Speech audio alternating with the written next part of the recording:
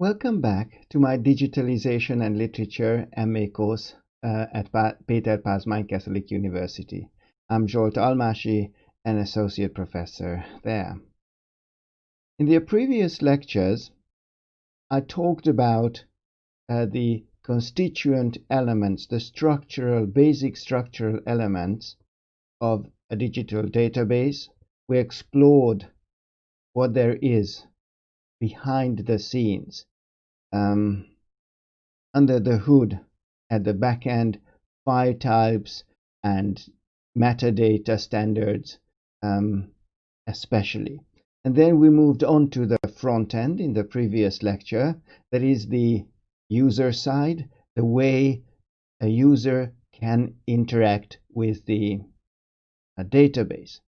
Having explored these constituent elements of the digital database, in the present lecture, I'm going to talk about why it is good to have databases at all, and I'm going to elucidate this topic from the perspective of using the machine to read. Of course, at the moment, the machine does not read in a way as a human reads, for a specific information, for the joy of reading, through making sense of the words, of the context in which the words appear, in the cultural context in which literary works appear. But machines do read.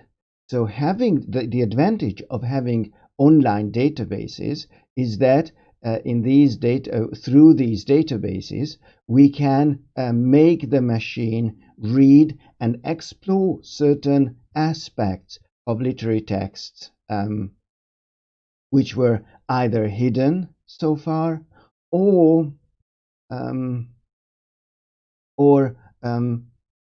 we did not have so far a precise information of that aspect of the literary work.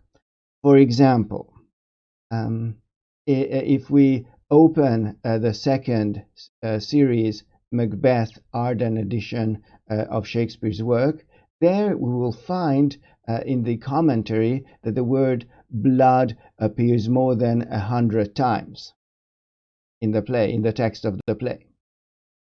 Now, of course, this is something interesting, and of course this means that the word blood in a bloody play plays a significant role. But it is also true that the number that is attached to the frequency or the number of appearances of the word in that very text is to be taken really metaphorically instead of literally, because nowadays everyone can check how many times the word blood and its derivatives appear in the play, and it turns out that we have roughly 40 appearances of this word in the text of Macbeth, which is of course a great number, and it is in harmony with the claims of the play, the bloodshed that takes place in the play. But if we use a number, most of the time we don't use numbers in the figurative sense, showing that it's quite frequently used in a play. But once a number, a digit is referred to, then it is to be taken seriously. And of course, it would be very difficult to individually check for everybody the text of the play, read it through, underline blood, bloody, and all the derivatives, and then count them, because we might make mistakes, we might get tired occasionally.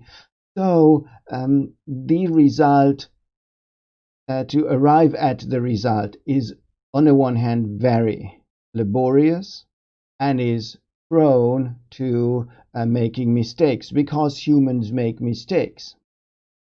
Now, if we request the same information about the text using the computational power of the computer, then the result will be basically and in reality reliable and precise. So the machine does not overlook stuff, if of course the algorithm is good, and doesn't get tired, so doesn't lose attention. The attention is not distracted by outside forces. So the number, if we make the machine count the number of appearances of the word blood and bloody, it will be more precise than any number created by a human being. So it is worth making the machine reveal aspects of literary text that remain either hidden or imprecise for the human reader. Now, in this very lecture, most of the time I'm going to talk about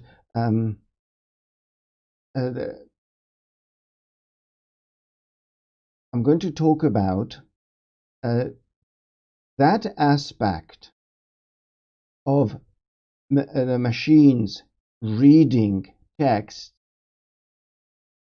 that can be sometimes called, traditionally is called distant reading, when large corpora of text are analyzed really by the machine, and then conclusions may be drawn from these analyses with respect to specific problems that scholars face. I'm going to talk about in this lecture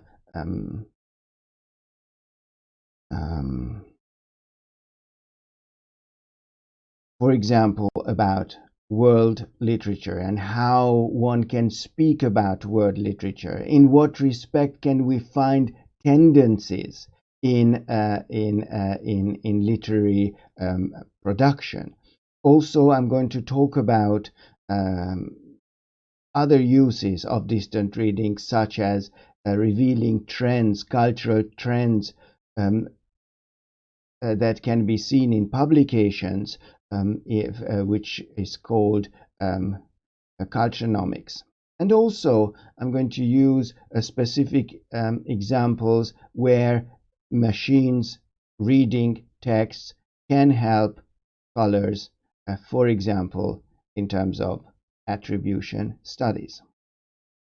Now, once talking about distant reading, one has to refer to a Stanford professor, Franco Moretti, who came up with the term and came up with the idea of distant reading, not necessarily aided by the machine, but on the methodology that was devised by Franco Moretti can be aided with the help of the computer, or can be translated into computer machine reading of large corpora of literary texts. Now let us start with world literature. How can we speak about world literature? World literature did not always exist, so it may not have been a problem for, say, Shakespeare, because in Shakespeare's time no people talked about world literature. World literature, as we nowadays think about it, was invented in the 18th, 19th centuries. Not before that. Now, what are the problems that we face when talking about world literature?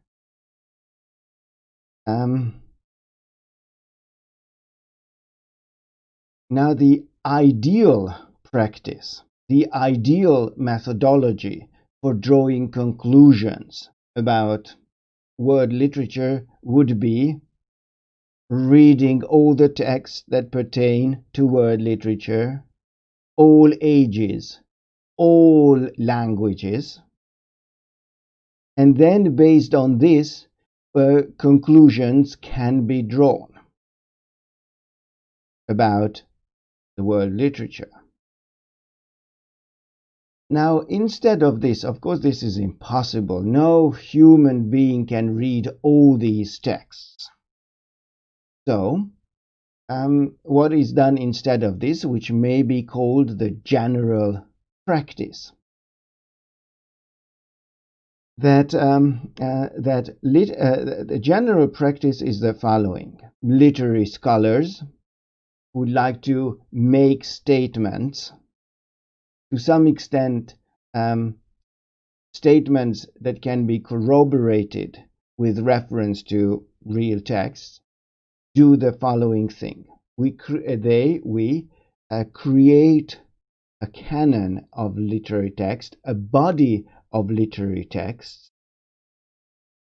and then this means a serious limitation of the canon, even in terms of world literature. So this canon is a limited set of texts that can be read. And then what they do is close reading. So they analyze this limited set of literary works with carefully reading, measuring, weighing words of this canon. Now, the advantage of this activity is that there is a manageable set of works with which it is possible to get closely acquainted with. But there is also a bit of a problem with this general practice, which is creating the canon. The problem with this is manifold, really. On the one hand, the general practice uses the methodology of interpolation of findings. So after having created a small set of works, then these are closely analyzed, and then evaluations, interpretations are interpolated to the rest of the works as well. Now, of course, it remains a question whether this interpolation of value judgments do good to all the works that are referred to with the term world literature. A second, again very important problem is creating the canon. Because the canon must be created before reading all the works of world literature. So first there are criteria, then works are selected for the canon, and then this selection is analyzed, which can be seen, if we want to put it very radically, this is a kind of a vicious circle. Okay, we want to say something about world literature, then without reading the entire corpus of world literature, we select a few on sometimes even subjective principles, and then we make and we analyze these, and then we make judgment about the rest of the works as well. So the canon formation is more a problem than a solution, or it leads to more problems than it solves, because the canon formation is only about the manageable size of literary works to be talked about and to be explored. So we have these problems.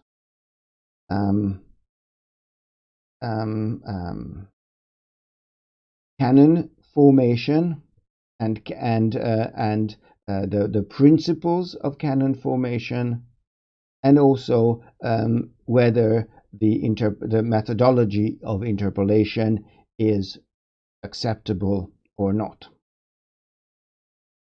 Now, to solve these problems, Moretti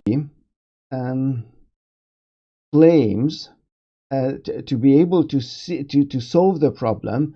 Moretti claims that, let me quote, world literature is not an object, it is a problem, and a problem that asks for a new critical method.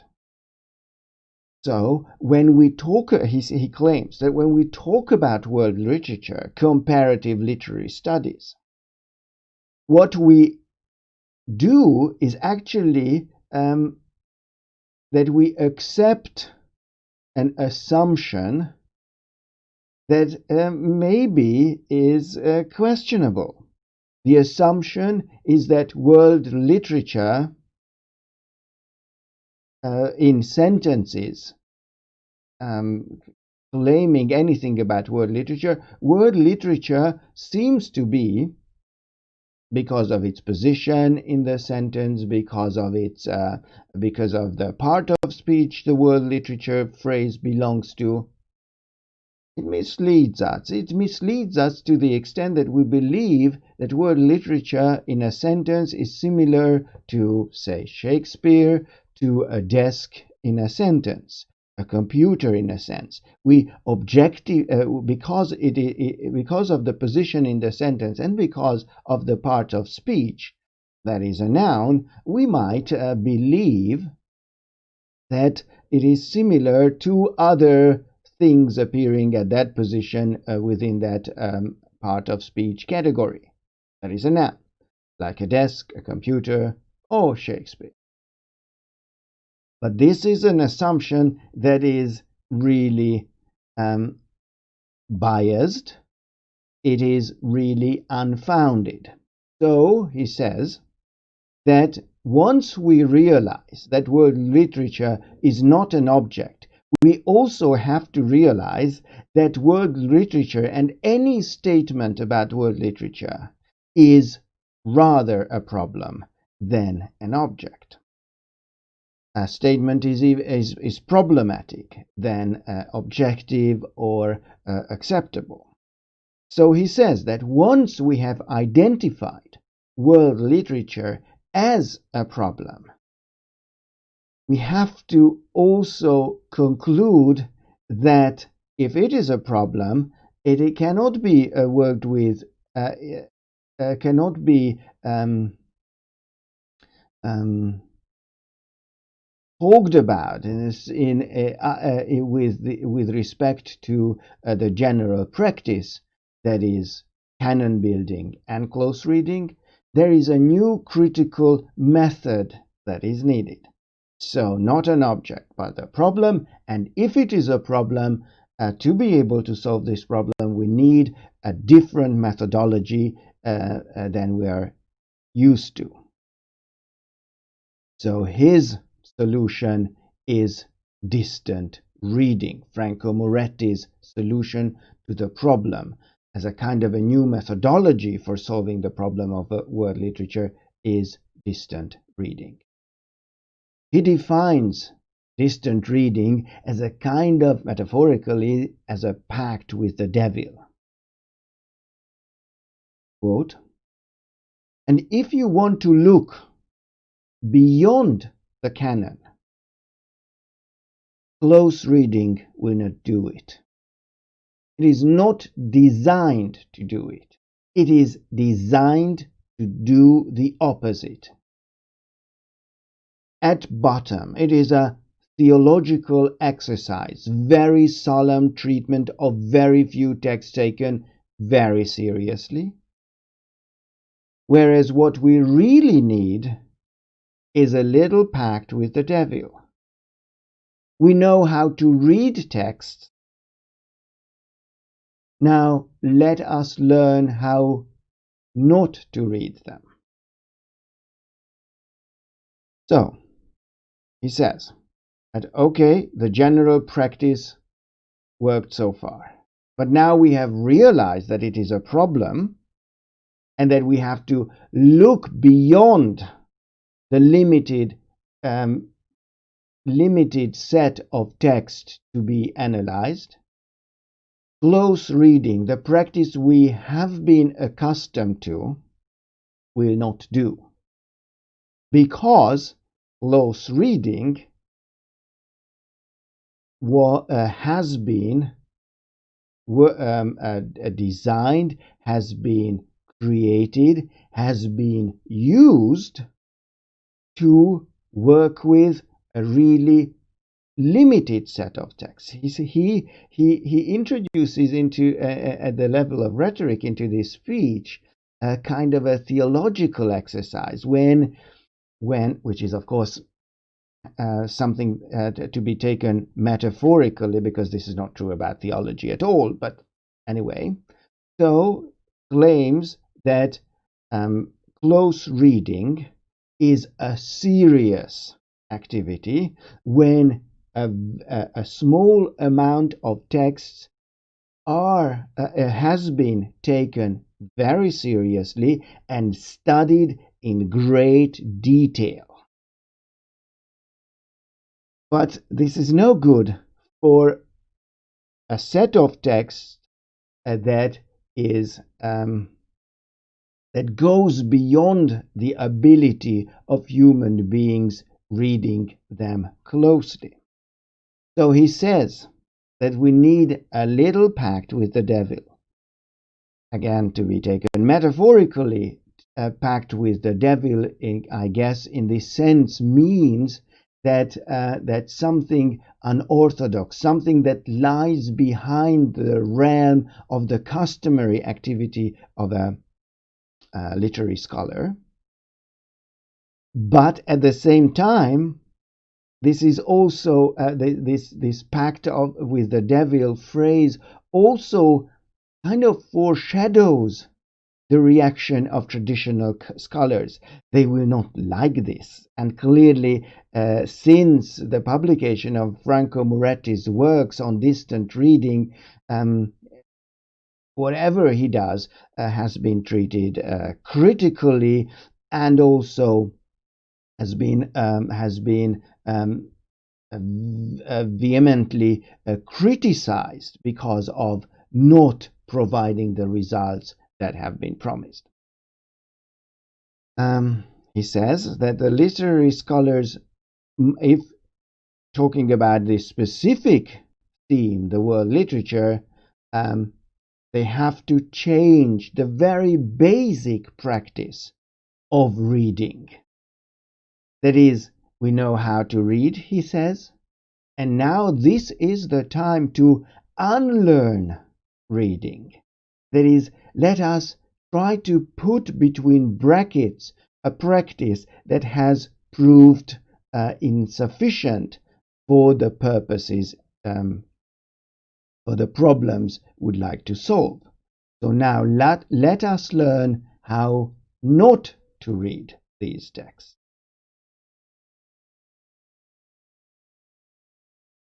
And then comes a definition of distant reading, which he defines as a condition of knowledge.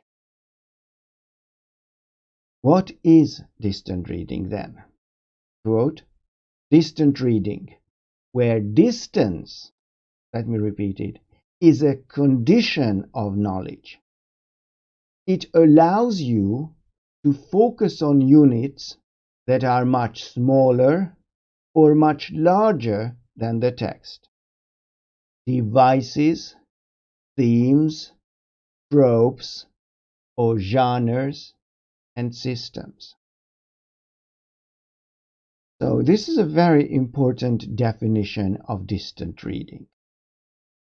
Distant reading, and the very term, may be misleading. Misleading because, especially in light of the previous quotation, can easily be opposed to close reading. But this is not really the case, because distant reading, as we read in the definition, allows you to focus on units that are much smaller or much larger than the text. So when distant reading, in its ideal sense at least, is a very interesting combination of close reading, because in distant reading, when we have an enormous amount of books to be read and you are interested in trends, I will give you an example for this later on. So when we give a specific, when we would like to see a trend, we are going to be looking for a very small unit of a text, that is a word, a phrase, and check out how many times that phrase appears in a large corpora of text. So it can focus on very small units when searching.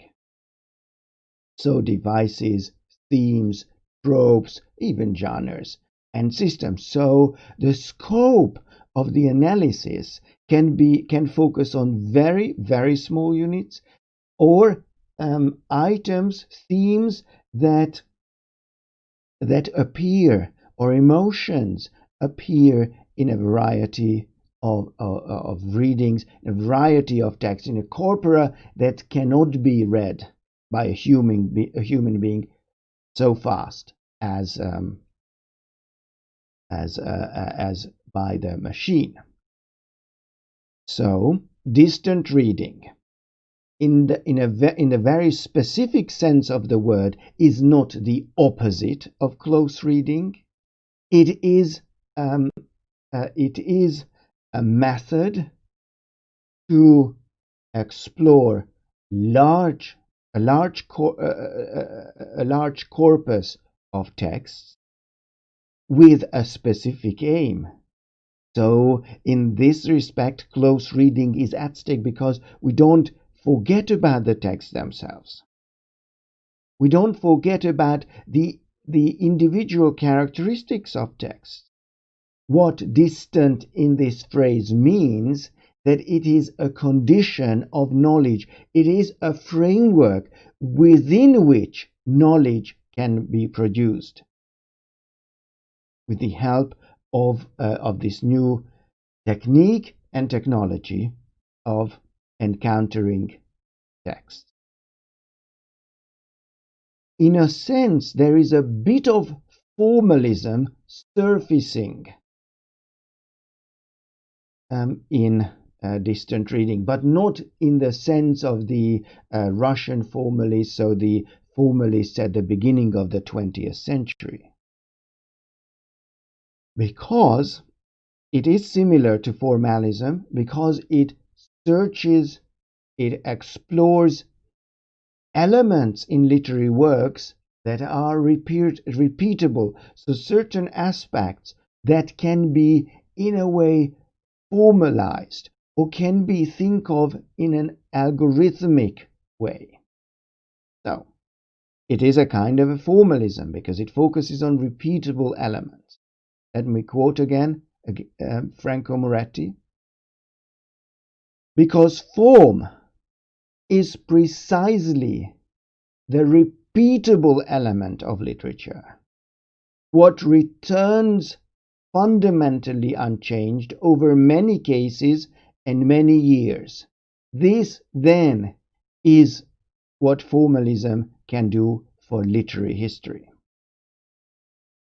So he says that form is important for this distant analysis of large corpora of text, because if everything is just individual, you cannot compare, you cannot explore more than one text. But if you want to explore a large corpus of texts, then you have to be able to find patterns, find elements that are repeated over many cases, because this is the important thing here, that this form, this word, this a theme appears in a great number of cases. If it appears only once, and it's useless. So it is the pattern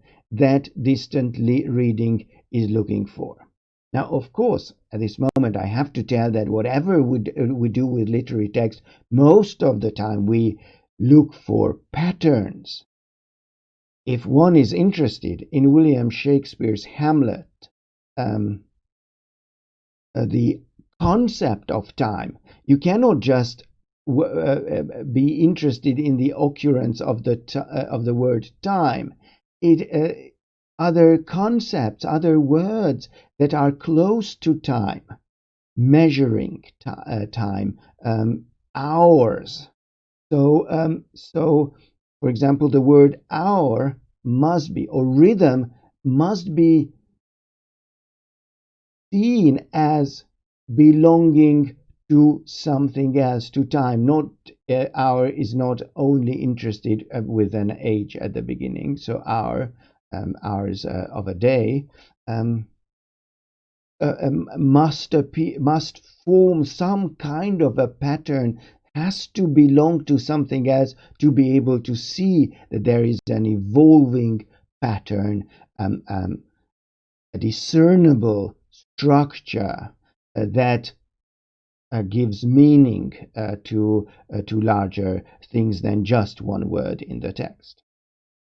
Now, how can this be done with respect to the novel?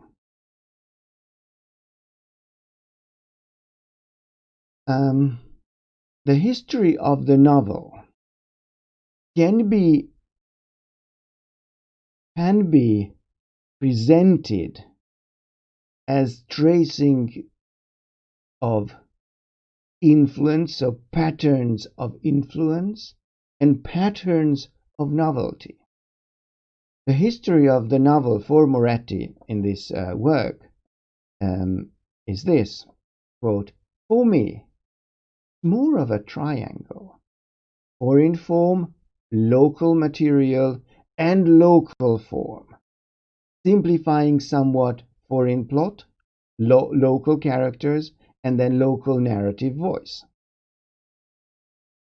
So, unquote. So how can you find formal elements, structural elements in analyzing novels for the sake of finding something about the history of the novel? It's impossible for the human being to read all the novels. But with the help of machines or a team, maybe, one can make judgments about the history of the novel. And in this, he says that one can find three elements with which you can explore the long history of influence and novelty. And these three are form, foreign form, local material, and local form. So, foreign form is the inherited form, the form that influences a specific novel. The local materials say where it takes place, who the characters are, and also local form. For example, the narrative voice is always local. Okay, that is not universal. A French narrator or an English narrator will be always different from a Hungarian narrative voice because of the different cultures, because of the different language, because of the different histories and attitudes that will result in different narrative voices with different assumptions, with different beliefs. So he says that if one is interested in the history of the novel, one should explore each and every novel within the triangle and cooperation and cooperation of the three elements: the foreign form, say the foreign plot, local material, and local form. This may well be a pattern in the history of novel and in the relationship of the three nodes of the triangle may inform one of the development, the evolution of the novel form worldwide. Now, how can digits, because the previous one, the one that I have mentioned, the triangle, needs at the moment at least human intervention. Now, how can we take a further step to explore the computational power that can be deployed for the sake of understanding cultural change with the help of novels? Now, what we can see is how can we speak about the evolution of the novel without paying attention to the 30 times increase in 100 years with respect to the novel. Why is this growth? On the one hand, we have new titles, that is 14 times in Britain, 14 times more novels published between 1500 and 1800 than in the previous century. This means the different novels that were published. But it is also important with respect to the understanding of the cultural potential of the novel, the cultural influence of the novel, is that it's not enough just to account for the number of novels published during a year, but also the number of copies are important. So the number of copies, and especially second or third editions, because that if a novel has been printed say 500 times, it is more than a print run of 100 copies. So if we have 500 copies of the same novel with one printing, and it had to be repeated several times during a century, it also means that that novel must have been popular, so more people read it, because the publication of novels is influenced by the economy of the market. So if there is need for if the 500 copies been sold very fast, then it's very likely that there is a need for reprints, because there will be a potential market for them. Also, when talking about the influence of the novel on cultural change, then we have to also think about how reading took place. For example, if we read on our own in a silent library, it's only me who encounters that copy.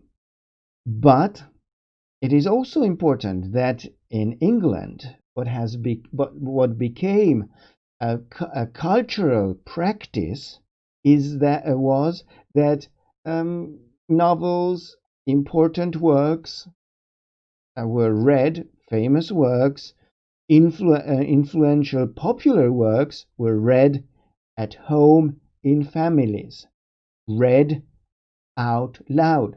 So one reading of the novel exercised an influence on more people than just one.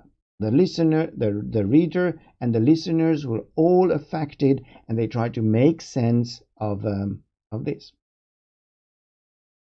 This has become so important in Britain during these times, so important that this led to Thomas Bowdler's activities and his reproduction of the Shakespearean oeuvre. Thomas Bowdler thought, together with his sister actually, that Shakespeare must be read out loud at family circles. He is so important in the formation of the English character. But he also thought that reading Shakespeare out loud, as you can read it, is not really, it can have its drawbacks, because, and he says, we know this about Shakespeare, that you had to please not only the morally well versed, the aristocratic, the educated, the good people, but he also had to entertain the groundlings, the vulgar crowds, because the globe had to be filled, or the theater had to be filled with people. So, Bowdler argues, Shakespeare made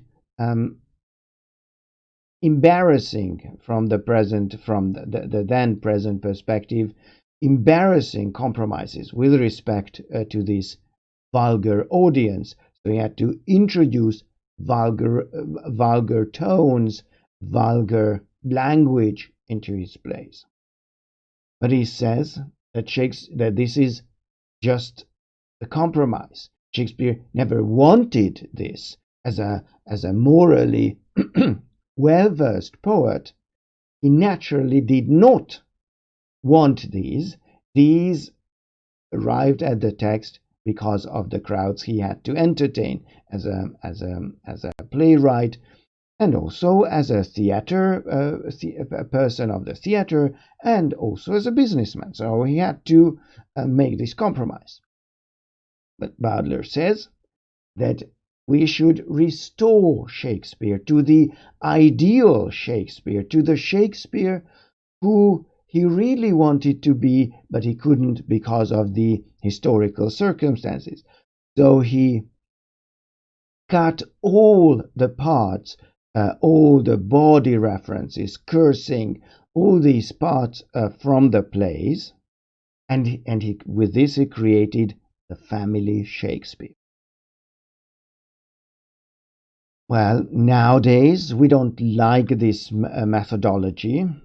We want Shakespeare as we have access to him and accept whatever has happened and whatever he has written, because that is Shakespeare. And consequently, we look down on what Bowdler did back in his time, and even this very heavy-handed editorial process that he devised is used nowadays as Bowdlerizing, that is, cutting out parts which we don't find politically correct. So reading out literary text, novels, and other texts at home became a practice, so novels could exercise a larger influence than the number of copies would predict.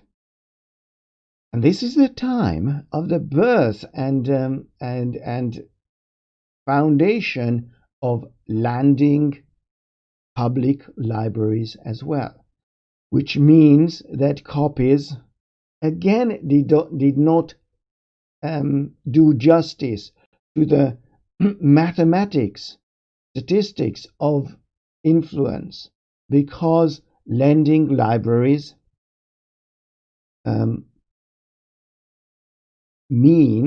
meant that the same copy was read by a great number of people. So one copy does not equal with one reading. One copy, because of lending libraries, meant multiple readings. So he says that because of the growth of copies, we can speak about a 30 times increase in terms of the influence that a novel could exercise. So, and we also have to add to this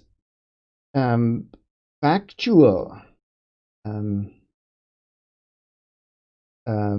exploration of the relationship between novel and copies and readers, that readers, because of education, doubled in this period, which leads to a really different type of reading of novels. So reading changed back then in the 18th century. It can be termed as an extensive reading when it is not a small section of society that read, and not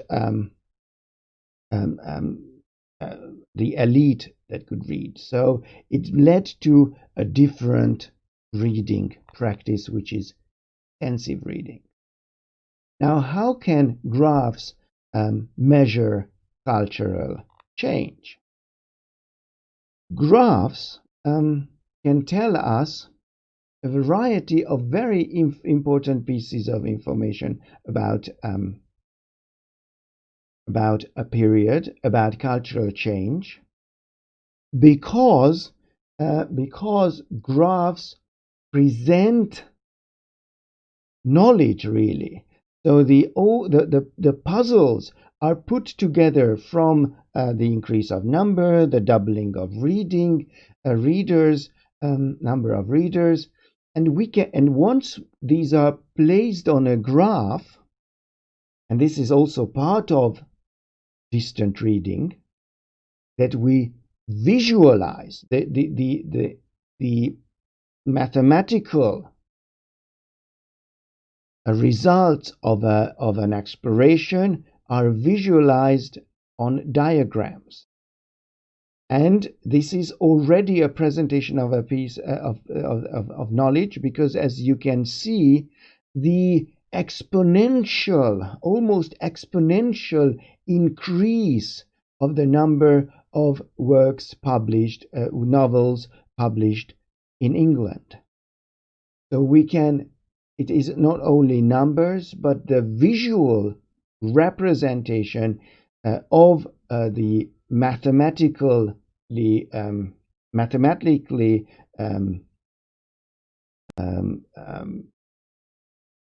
created results adds to knowledge. More easy to see the trend here. So we can see this increase from 1700 to 1860 on this graph. Another interesting thing. Now, what sense can we make of these increase? What kind of cultural trends can we find in novels? What is quite fascinating, says Franco Moretti, and this can be analyzed or explored with the help of the power of the computer, that how the titles of novels changed during the 18th century.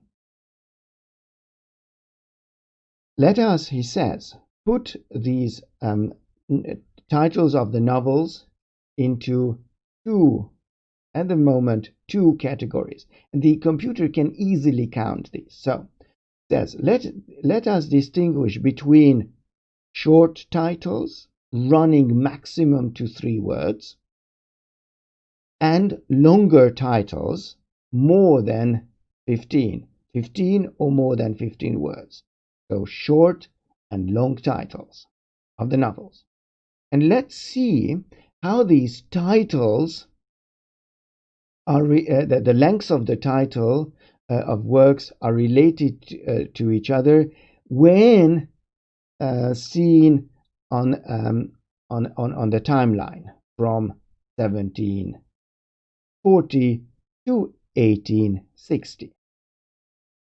And what we can see in this visualization is that there is a dramatic decrease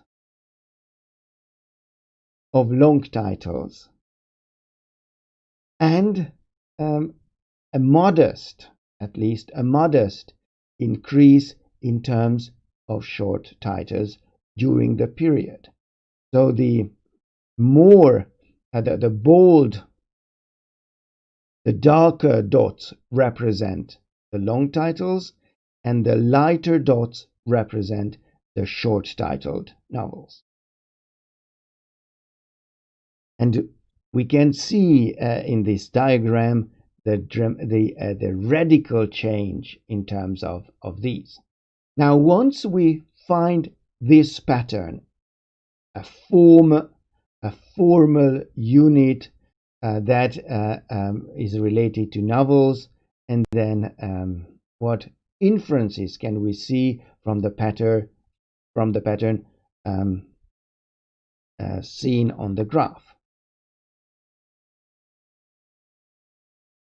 Long titles functioned as really ways to help the reader decide on whether to buy the book or not, and more precisely to make them buy the plot. Long titles were really summaries of the plot. The most interesting aspect of the plot was there in the long title. The long title functioned as an advertisement. It was a catchy summary of the plot so as to make the reader read the work. Now, how come that titles during this period became radically shorter? Franco Moretti says that, okay, so the numbers themselves are not important. What is also to be accounted for the numbers is that the cultural context, the ecosystem in which these works appeared, should be accounted for the sake of being able to see why this change took place. He says that because of the greater number of magazines, of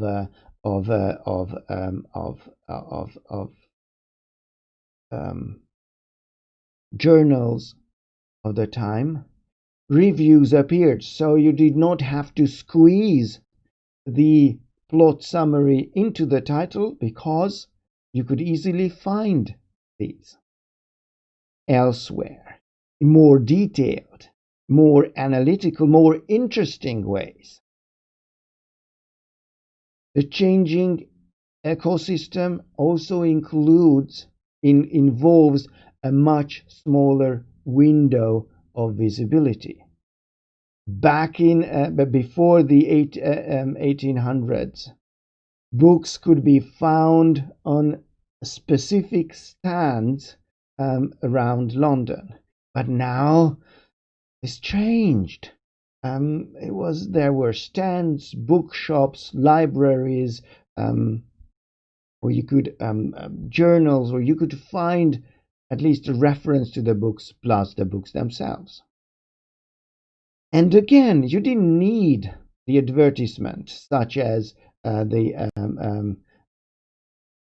long title, because of the appearance of the libraries. There was a need of organizing the works, make them searchable and findable, which led to the creation of the library catalog. And the library catalog page contained all the information that was squeezed into the long title earlier. So the changing ecosystem, the changing cultural environment can be seen as the reason why the shorter titles appeared. Now, what further sense can we make of the shorter titles?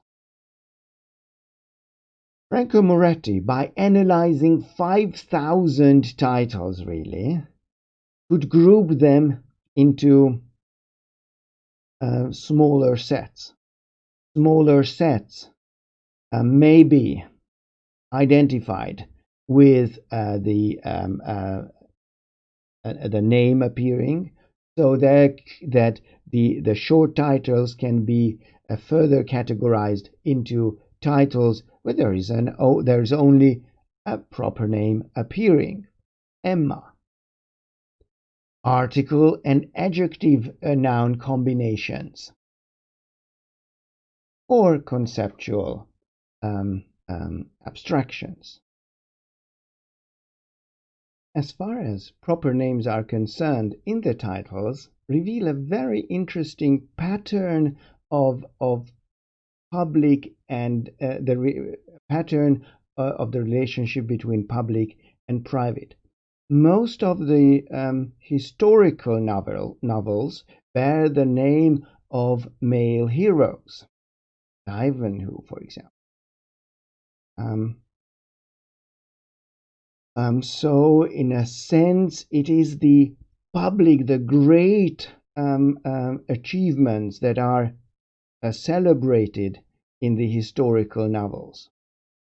Whereas within the Bildungsroman, the educational novel genre, we find the proper names mostly of women, such as Emma. And what we can see in them is how from the private world these women go into the public world. So in these novels we can see a kind of, or Franco Moretti saw, kind of a gender distribution: historical heroes, men, women becoming public figures step by step through their own private histories. And he also claims that with these novels, when it was quite clear what to expect from the novels, it can be seen from the present perspective as a kind of a trace, an understanding of the back then present gender roles, gender expectations. And from the then present perspective, these can be seen as mildly or less mildly having a prescriptive aspect as well. So it was these novels influenced gender roles in a variety of ways, such as role models would in our own time. So those novels belong to specific genres and specific expectations.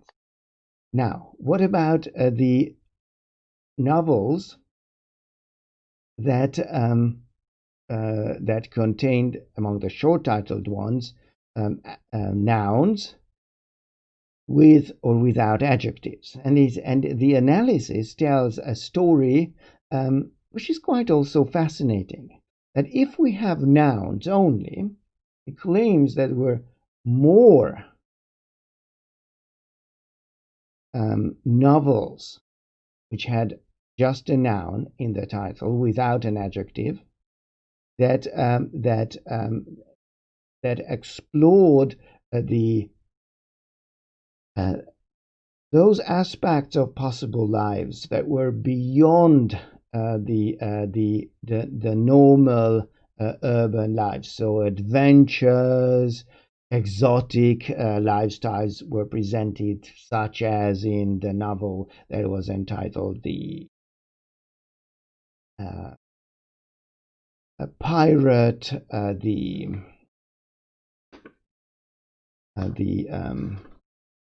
Patricide, the Fleeker, the Vampire. So there was a tendency in these titles where there was a noun to present the exotic, the adventurous, while we have some sort of an opposite tendency where there was an adjective in the title, such as in the novel, in novels such as The Unfortunate Wife, The Discarded Daughter, The Infidel Father, the Rival Brothers. So in these, what we find is domesticity, in a sense, because we have family relationships, but also as a tendency, also that the unfashionable wife, the discarded daughter, the rival brothers, what we see is that some sort of a problem is there in this family. So he claims that as a tendency in titles where we have adjectives, as a tendency we find family relations, that is a representation of the domestic life, but also the problems within these homes. And that, so what he says was that a tendency, by judging by only the titles, when we're unable to read 5,000 novels, the titles imply a cultural trend that is, if it's a noun title, if it's a title where there is only a noun, it is about the world that is beyond the home, beyond the private world, the exotic, the adventurous, while the tendency in titles where there is an adjective, it represents rather private life, but the problems within that private life, how customary models of conduct do not apply anymore in the private environment. Abstractions as titles include self-confidence, the relapse, conscious duplicity. So abstractions as a tendency, we find rather moral violations, and through this the construction of the ethical in the negative way, that is what is to be avoided for the sake of enhancing morality.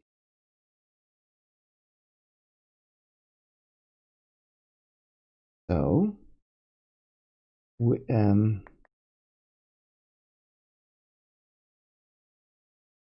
so one can find a specific focus, a unified narrative purpose, just by looking at the titles, the nominal phrases in short titles running at most 2-3 words, which type of title became the more accepted, the more fashionable, the more trendy in the 18th century England. Now, another aspect or another method can be used for the exploration of unexplored aspects of of literary works, and this, for example, Merotti comes up with this, the network theory. This is again not reading the very literary work, but an application of a theory that can be again seen as originating from finding formal aspects. So he says that the relationship between characters can be visualized in a graph just without reading. So we are in the phase of unlearning reading. So without reading the play Shakespeare's Hamlet, but only this is one can find a network of relations among characters just without reading the very play, by only paying attention who there are at a scene, who are addressed or not addressed by other characters. I'm saying this because this is really a problem. If we want to do this really mechanically, presence is enough. So how many characters, who are the characters that are on the stage when a specific character is speaking? And with this, one can mechanically, really formalistically, create a network of relations between characters. A more nuanced method is to not only pay attention to who there are on the stage, but rather who can hear, who are addressed by different characters, regardless of what they say to each other. The network theory in Franco Moretti's initiative is just a formal representation of human relationships in a play. And what we can see here is that if we pay attention to these to characters, although we think that Claudius does not have so many lines to tell, we can also see just from this graph that he almost equals Hamlet in terms of human relationships. Now he says that, okay, but what happens when we leave Claudius out? He says that most of the characters would remain in the play. So it seems that, okay, Claudius is a very important character in the play because he has relations to almost all the characters that Hamlet has. But on the other hand, we also have to see that if he is left from the play, the human relationships, the characters would remain, so their interactions would remain. So Hamlet carries the entire play on his own back.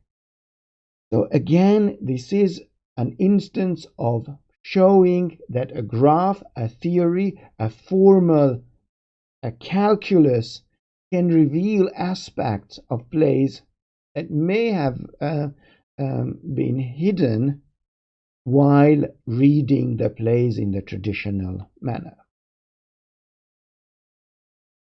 So graph theory, network theory combined can create a different attitude and a different technique and technology for interpreting literary works as part of the process of unreading them, that is, not reading the text as we have been accustomed to.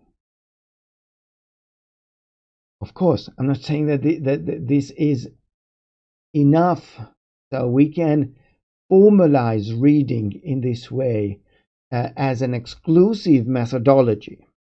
But for certain purposes, for creating certain premises for an argument, these may well work. So this graph tells us how scattered the world of Hamlet would be without Hamlet. How much relations would be distant, which were with Hamlet really tight and close. So without Hamlet, the play would not work, whereas without Claudius, the play would still be able to function and mean something. Now, when reading titles, 7,000 titles, that's a large corpora, but is still manageable with a scholar or a team of scholars at Stanford to make sense of. With one play, this formalistic approach is still okay. But what happens if we want to look at even larger trends? When we really want to read not just the titles, but the works themselves. Thousands, millions of works for the sake of looking at finding some sort of a trend.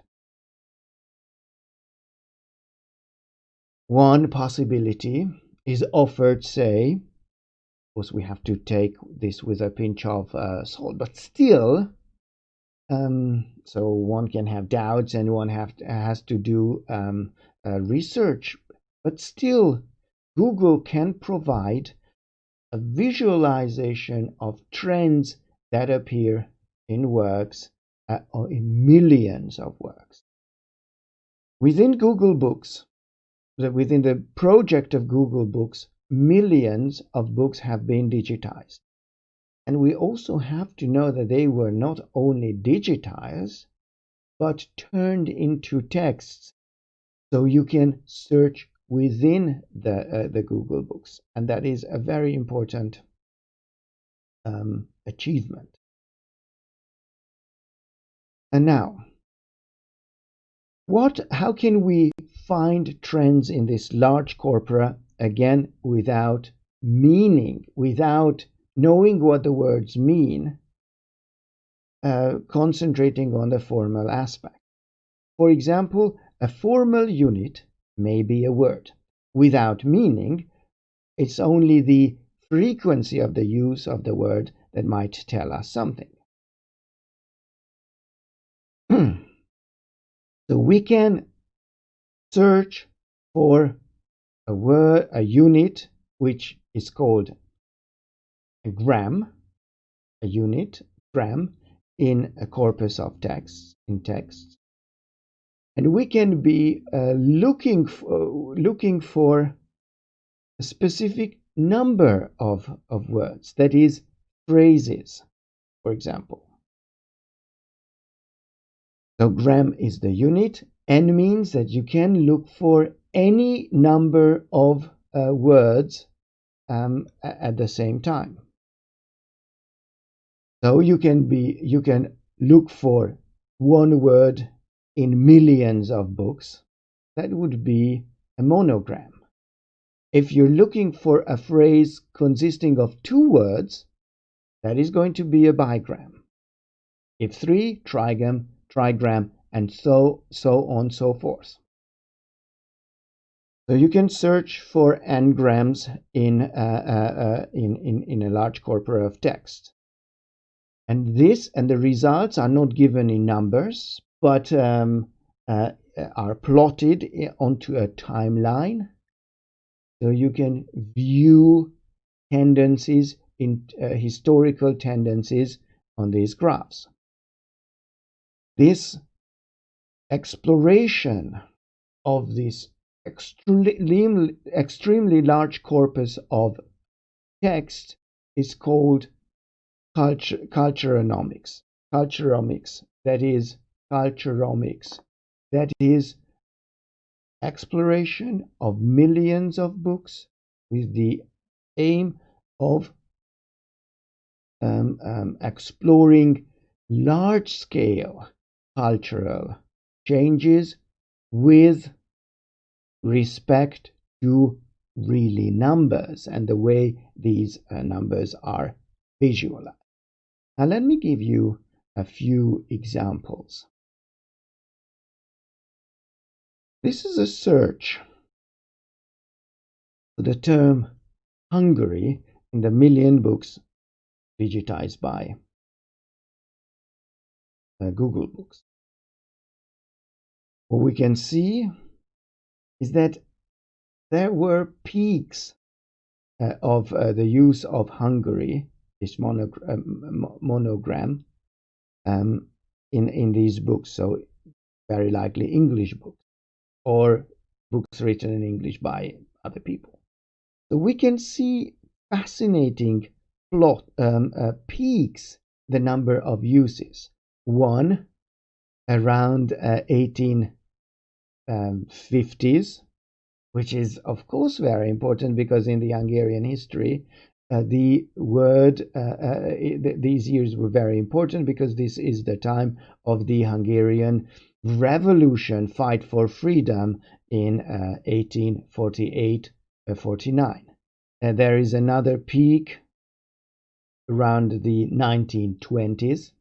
Is again very important because this is the time when there was a small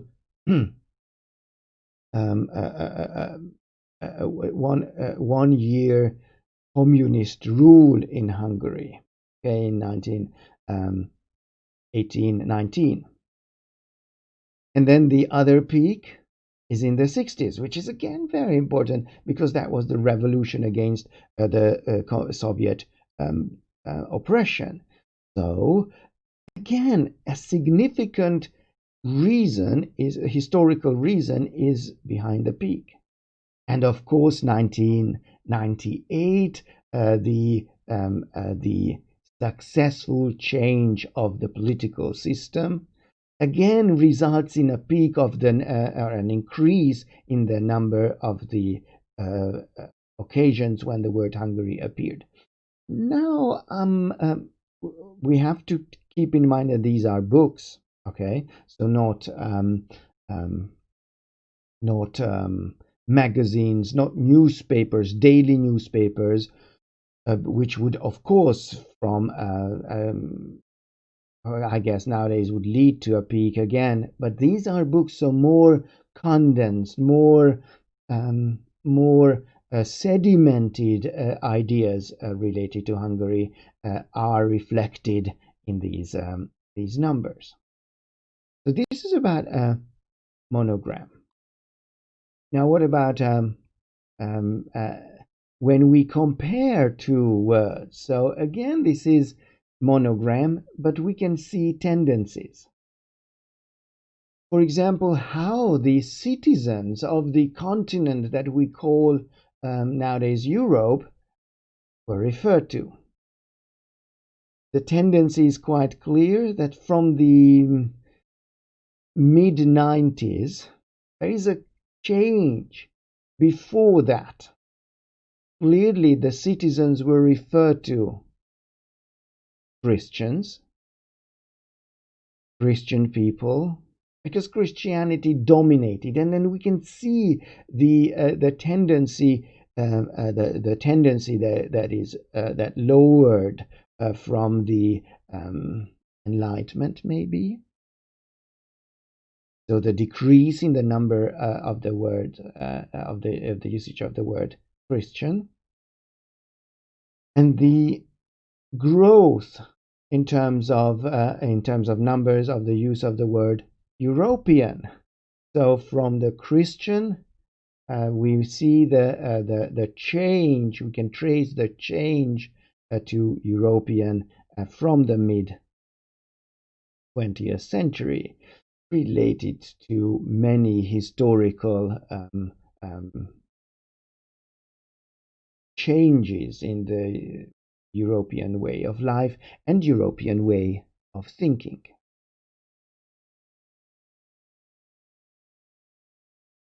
Now,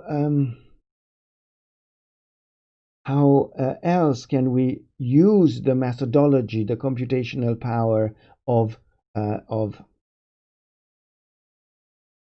the computer for the sake of revealing aspects of literary text that remained either hidden or all too laborious to work with?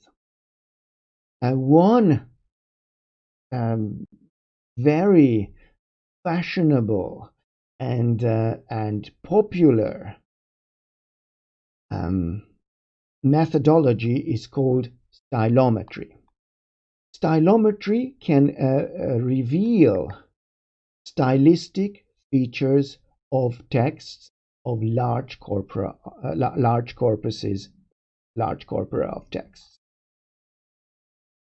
This may be the stylometry may focus on frequency of anagrams, frequency that is of one-word, two-worded phrases.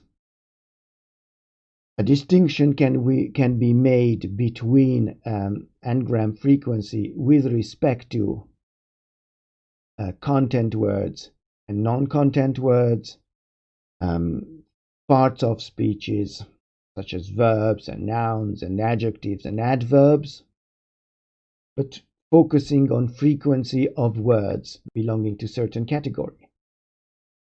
Smaller or a more focused, a more narrower exploration may pay attention to the number of letters in a word.